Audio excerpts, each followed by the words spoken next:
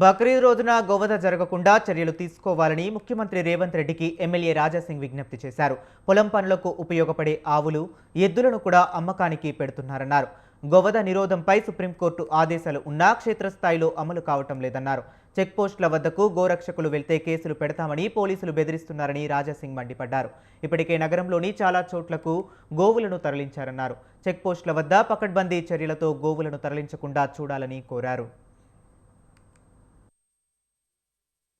రక్తం చేస్తారు. ఇది కరెక్టేనా? మా ముఖ్యమంత్రికి అడుగు, మా డీజీపీ గారికి అడుగుతున్నా. సుప్రీంకోర్టు ఆదేశం ఉన్నది, ఎవరు కూడా ఆవు, ఎద్దు, దొడలు కోయకూడదు.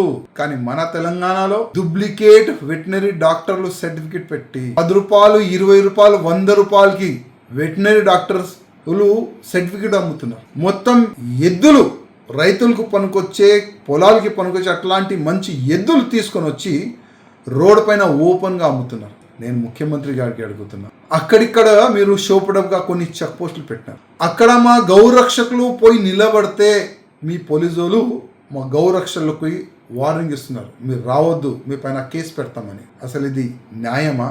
సుప్రీంకోర్టు చట్టాన్ని కాపాడే బాధ్యత పోలీస్కి, గవర్నమెంట్కి ఎంత ఉంటుంది కదా, సమాజం కూడా అంత ఉంటుంది. సమాజం కూడా ఆ సుప్రీంకోర్టు చట్టాన్ని కాపాడడానికి రోడ్డు పైన రావచ్చు, అది మీరు తెలుసుకోండి. కానీ మన తెలంగాణ పోలీస్ ఒక హిట్లర్ పోలీస్ తయారైపోయింది. డీజీపీ గారికి మేము టైం అడిగితే ఇయ్యరు, కానీ ఎంఐఎం అడిగితే ఇమీడియట్ ఇచ్చేస్తారు.